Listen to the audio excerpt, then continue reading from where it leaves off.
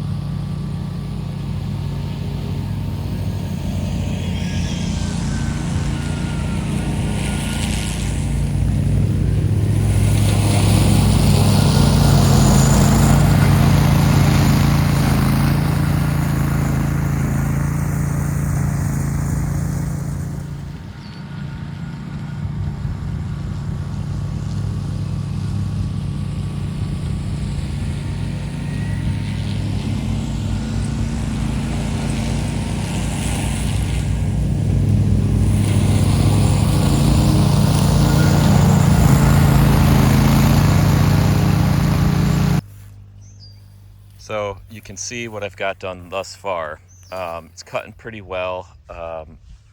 This mower, I will give it credit, has handled everything I've thrown at it to this point until probably now. So this, I mean, here's my UTV, right? It's 5 feet in some spots.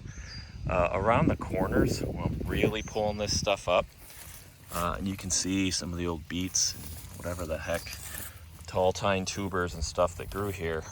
It's actually clogged. Now I had it pretty low. I had it low intentionally so that I really didn't have to come back and cut it a bunch of times. I figured I'd have to cross cut it a couple times. You can see here where it actually stalled out the mower. I had to pull it out. I've raised it a couple inches and I'm going to try that to see if that helps. Hey, bud. But it's doing okay. You know, again, you can see where I'm at. I'll see if maybe I can do a little bit more recording here. But the cheap tripod and the remote that I got aren't working real well.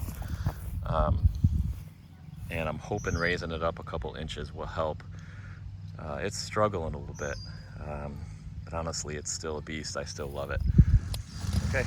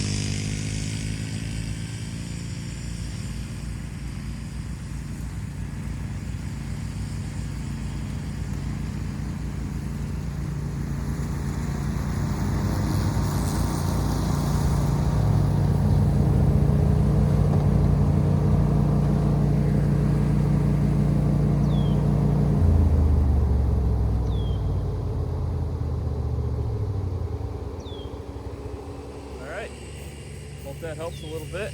And